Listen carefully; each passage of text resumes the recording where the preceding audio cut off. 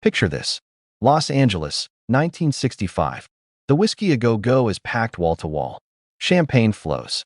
Cigarette smoke hangs in the air like a velvet curtain. At one table sits the most famous rock and roll star on the planet. At another, just 15 feet away, sits the man who's about to dethrone him. But tonight, none of that matters. Tonight, we're going to tell you about the moment Elvis Presley became John Lennon's guardian angel, and how one quiet act of courage in a crowded room may have changed the course of music history. This is a story that's been whispered about in backrooms and biographies for decades. A story about respect, about power, and about what happens when the old guard decides to protect the new. To understand what happened that night, you need to understand the world these men lived in. By 1965, the Beatles had conquered America. For young men from Liverpool had done what seemed impossible just 2 years earlier. They'd dethroned Elvis Presley. The king was still royalty, sure, but the kingdom had new princes. John Lennon was 24 years old, sharp-tongued, irreverent, fearless on stage. But off stage, he was still navigating a world he barely understood. A world where fame didn't just bring screaming fans. It brought vultures. See, in the mid-60s, the entertainment industry wasn't just run by managers and record labels. There were other forces, darker forces, men in expensive suits who spoke softly and carried very big sticks. Men who saw young stars as opportunities, as investments, as things to be controlled. The mob had their fingers in everything. Nightclubs, casinos, record distribution. And they had a particular interest in musicians who were making millions and might not know how to protect themselves. Elvis knew this world. He'd grown up in it. He'd learned early on how to navigate the sharks without getting bitten. He knew when to smile, when to nod, and when to stand his ground. So here's how it happened. It's a Thursday night. The Whiskey is hosting a private industry party. Invitation only. The kind of event where movie stars sit next to record executives and everyone pretends to be more important than they are. John Lennon is there with a small entourage. The Beatles are in town recording. He stepped out for the evening, maybe to blow off some steam, maybe just to feel normal for a few hours. He's at a corner booth, nursing a drink, talking quietly with a couple of friends. Across the room, Elvis is holding court. He's there with his Memphis Mafia, his loyal crew. They're laughing, relaxed. Elvis spots Lennon early in the evening. He doesn't approach, just gives a subtle nod of acknowledgement. One legend to another. Then, around midnight, the atmosphere shifts. A man enters the club, mid-40s, immaculate suit, slick back hair, the kind of man who doesn't wait in lines. He moves through the crowd like he owns the place. Because in a very real sense, he might. We'll call him Vincent. That wasn't his real name, but it'll do. Vincent has connections. The kind you don't put on a business card. He's a fixer, a facilitator. The man you call when you need something done and you don't want to know the details. And Vincent has noticed that John Lennon is sitting in his club without having paid the proper respects. Vincent makes his way to Lennon's table. He doesn't ask permission. He just slides into the booth, uninvited. The conversation starts polite enough. Vincent introduces himself, compliments the Beatles, says he's a big fan, all smiles. But then the tone changes. He starts talking about how expensive it is to run a club in Los Angeles, about how certain protections need to be in place, about how smart people make smart arrangements. Lennon isn't stupid. He knows what's happening. This is a shakedown, dressed up in pleasantries, but a shakedown nonetheless. He tries to deflect, makes a joke, says something about how he's just a guitar player from Liverpool and his manager handles all that business stuff. Vincent's smile doesn't waver, but his eyes go cold. He leans in closer, places a hand on the table. Not aggressive, not yet, but the message is clear. This isn't a request. Lennon's friends have gone quiet. They can feel the danger, but they're frozen. What do you do when a man like this decides he wants something from you? The whole club is still buzzing with conversation and music, but at that one table, the world has narrowed to just two men. Vincent starts talking about consequences, about how unfortunate things can happen to people who don't understand how the city works, about accidents, about how easy it is for a young star to find himself in a situation he can't get out of. And that's when Lennon sees him. Elvis has been watching. From the moment Vincent approached that table, Elvis clocked it. He's seen this movie before. He knows exactly what's happening. For a moment, he considers staying out of it. This isn't his problem. Lennon's a big boy. He has people who should be handling this. But something about the scene bothers him. Maybe it's the fact that Lennon looks so young suddenly. Maybe it's remembering what it was like when he was that age and men in suits tried to push him around. Or maybe it's simpler than that. Maybe Elvis just doesn't like bullies. He stands up. Slow. Deliberate. His entourage looks up, confused. Elvis rarely moves without announcing his intentions first. He walks across the club. The crowd parts naturally. People always made way for Elvis. When he reaches Lennon's table, the conversation stops. Vincent looks up. For just a second, there's a flicker of irritation on his face. Who dares interrupt? Then he realizes who it is. Elvis doesn't ask permission. He just positions himself next to the booth, between Vincent and Lennon. He's not blocking exactly, but he's there, present. Impossible to ignore. The entire energy of the room has shifted. Conversations at nearby tables have stopped. People are watching now, trying to figure out what's happening. Vincent recovers quickly. He smiles, starts to stand, hand extended, ready to greet Elvis like an old friend. But Elvis doesn't take it. Instead, he places one hand firmly on Vincent's shoulder. Not violently, not aggressively, but with enough pressure that Vincent sits back down. The silence that follows lasts maybe 3 seconds. But it feels like an hour. Elvis looks at Vincent. Really looks at him. Not hostile. Not afraid. Just steady. The way a man looks at another man when he's decided exactly how far he's willing to go. Then he speaks. His voice is quiet. Almost conversational. But everyone at that table, and several tables around them, hears every word. You know, I was just thinking about coming over here to say hello to John. We've never properly met.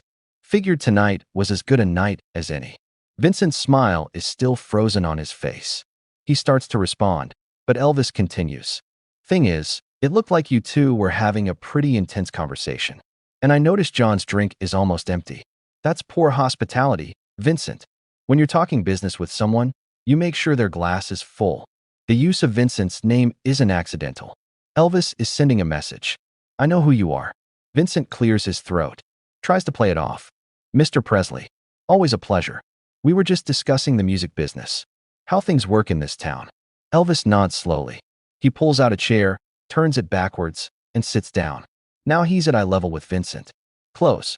Uncomfortably close for a man who's used to controlling the space around him. The music business. Right. Well, here's the thing about the music business that I've learned over the years. Elvis pauses. Lets the moment breathe. It works best when musicians are left alone to make music. When they can sit in a club, have a drink, and not worry about anything except what song they're going to record next. He glances at Lennon, then back at Vincent. John here. He's in town to make music. That's all. Just music. And I'd hate to think that anything might distract him from that. Anything or anyone. The threat isn't spoken. It doesn't need to be. It's in Elvis's posture, in his tone, in the fact that he's inserted himself into this situation and shows no sign of leaving. Vincent is doing calculations in his head. He's sizing up the situation. On one hand, he's not used to being challenged. His reputation is built on people backing down. On the other hand, this is Elvis Presley. Not just a celebrity, not just a star. Elvis has his own connections, his own power base. He's close with Colonel Parker, who has his own network of relationships that run deep through the industry. More than that, Elvis is beloved. He's American royalty. If something happens to Elvis, or even near Elvis, the attention would be enormous. Unwanted attention. The kind of attention that makes people ask questions. The kind that brings federal agents sniffing around businesses that prefer to operate in the shadows. Vincent is a smart man. Smart enough to know when to fold. He stands up smoothly, adjusts his tie. The smile returns to his face, but there's no warmth in it. You know what? You're absolutely right, Elvis. Music is what matters. I was just being friendly, welcoming Mr. Lennon to our fair city. But I can see he's in good hands. He looks at Lennon. You enjoy your evening, John. Welcome to Los Angeles. I'm sure we'll see each other around. Then he turns and walks away. Doesn't hurry. Doesn't look back. Maintains his dignity. But everyone at that table knows what just happened. A test of wills just occurred, and Vincent blinked first. Elvis watches him go.